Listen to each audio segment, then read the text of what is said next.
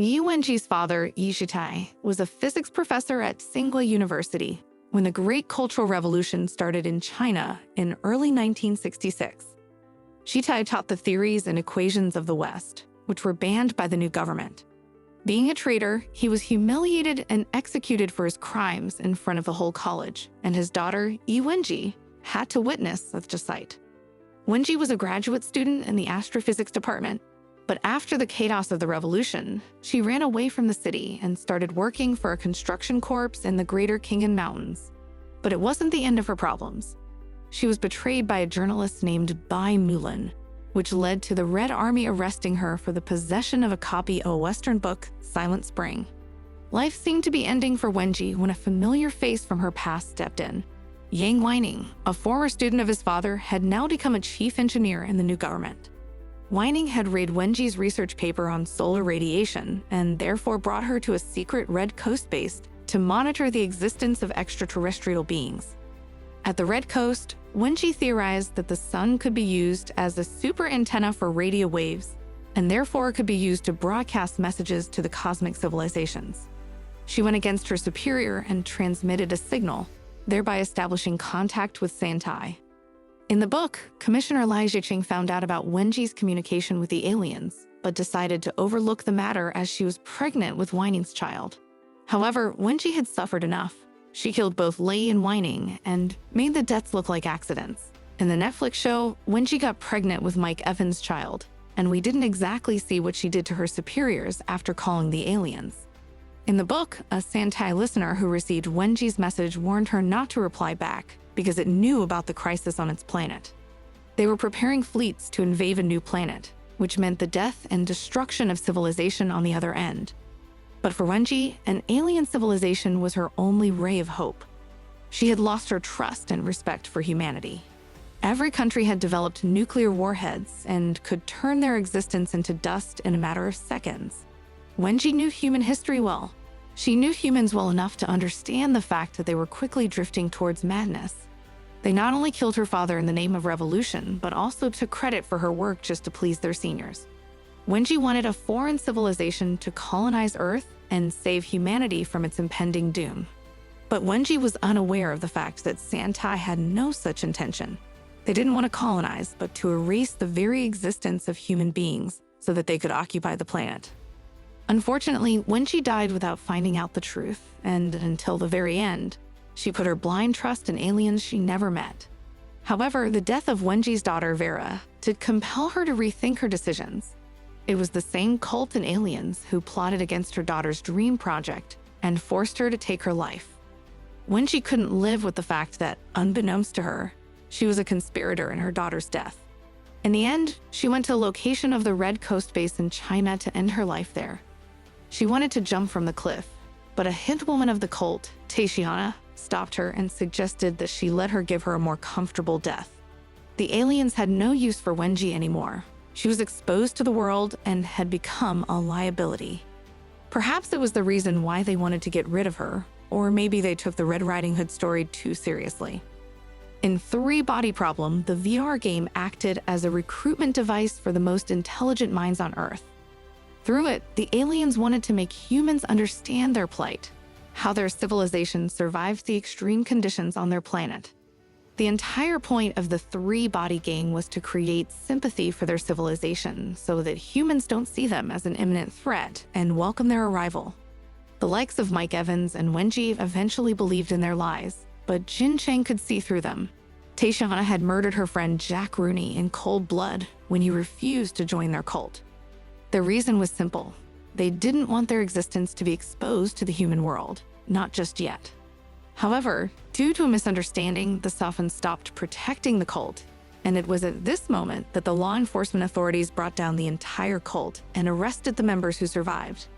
With the deaths of Mike Evans and Wenji, the entire cult was decimated.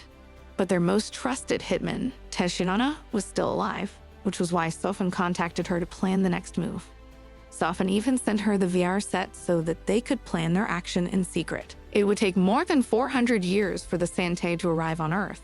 Due to such a long duration, the aliens feared that humans would evolve beyond their imagination and develop weapons to easily take their fleet down from their base on the moon or another planet in the solar system. This fearful anticipation was why they developed a supercomputer called the Sophon and sent it to Earth to monitor human progress and sabotage their projects. Under the Kill It Science program, the Sophons tampered with the research projects, and most of them were shut down. Verity's accelerator program was one of them. In the aftermath, she died by suicide. Many other scientists around the world experienced traumatizing hallucinations like a countdown, as seen in Augie Salazar's case. The Sophons used these hallucinations or miracles to push them to the brink of madness, and they eventually died by suicide to escape the horrors. Even after the aliens' existence was known to the world, the Sophons didn't stop tampering with government projects.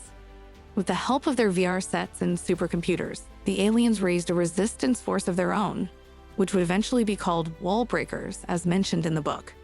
These wall breakers started attacking the scientists of the world whom they believed to be dangerous in the grand scheme of things. They didn't want humans to become more technologically advanced than they already are, or else the aliens would lose the battle for which they had waited such a long time. In the first 6 episodes, Saul's only contribution was to nurse the ailing while Downing after his best friend, Jack Rooney's, death. Saul, whose character is based on the protagonist of Liu Cixin's second book, was a crucial part of the UN's Wall Facers project and could be seen as the savior of humankind. The only reason Saul Durand was chosen for the Wall Facers project was because the aliens tried to kill him. The UN believed he might be a person of interest and therefore needed to be protected. As explained above, the Sophons, existing among humans, could listen to their words and spy on their actions, as a result of which all their strategy was futile against the aliens, as they would already know their next step. But what if a war specialist or a scientist developed secret strategic defense plans inside their head? It was a little misunderstanding that Santai had with Mike Evans. They weren't aware of the fact that humans have a separate communication organ, which means they don't always say what they think. The United Nations wanted the 3 chosen individuals to work on a strategy inside their heads that they would use during the Doomsday Battle to combat aliens. Saul, however, had no such plan in his mind, but eventually he will find out, and love is going to play an important role in that. So, will Augie return to America next season? Most likely, yes. At the end of 3 Body Problem, Augie not only left Thomas Wade's CIA program, but also made her nanomaterial research public, so the capitalist society couldn't exploit it. In the end, we saw Augie living a peaceful life in San Luis Potosi, Mexico. However, it could be speculated that her journey hasn't come to an end. She would most likely become Saul's inspiration to create a weapon against the Santai that would eventually help humanity stop the invasion. Will Downing was in love with his college mate, Jin Cheng, but never gathered enough courage to propose to her. Unfortunately, life happened to him, and he was diagnosed with pancreatic cancer with only a few months to live. Amidst such chaos, he lost his friend Rooney, who left a considerable amount of money for him. Will use the money to buy a star for Cheng as a reminder of his love when he was gone. However, he never revealed the truth to her.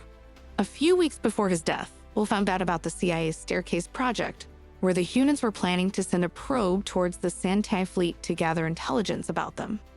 However, in order to make the probe travel at the speed of light, its mass had to be minimum. Wade suggested using a human brain instead of a full human being, which could lower the mass of the probe considerably. But for that, they needed a person who was already dying and was willing to make that sacrifice. Will fit the bill, but Cheng didn't want her friend to lose his life for a science experiment. Will, however, was willing to take the chances because he wanted to put a dent in the universe, and it was his only chance to do so. The first human brain in outer space that traveled through the speed of light. In the meantime, Wade coldly revealed to Cheng that it was Will who bought the star for her, and she couldn't stop herself from visiting the hospital to confront him for one last time. She wanted to see her friend one last time, but it was too late. Will's brain had already been extracted from his body, and Cheng had no means to express her feelings to him. She wanted the mission to succeed, as it was the only thing that might have made Will's sacrifice worthy. But the mission ended up being a complete disaster. The surviving members of the Oxford Five lost one more friend. During 3 Body Problems ending, Cheng and Saul decided to work in their respective fields to not let Will's sacrifice go to waste. So, to address the question, Will is not dead. I mean, not theoretically. As mentioned in the third book, Will's brain would be picked up by the aliens, who would reconstruct his body, or clone his body, and give him a new life.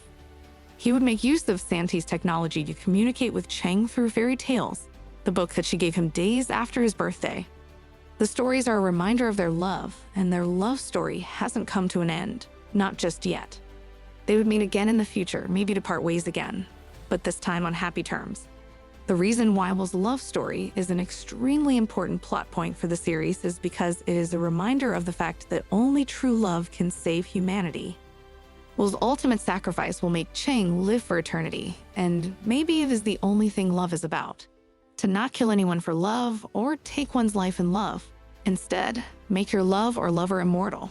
Saul has to learn the same lesson to fight against aliens, and we hope Augie will be there by his side to teach him the same. Other than these philosophical notions, the second season of Netflix's three-body problem will make use of the Hibernation Project and Moon Space Station. Thanks for joining me on this journey through the cosmic mysteries of three-body problem. If you like this video, be sure to subscribe to my channel for more thought-provoking content and in-depth analysis of your favorite sci-fi series. Don't miss out on future videos. Subscribe now and hit the notification bell to stay up to date on all my latest content.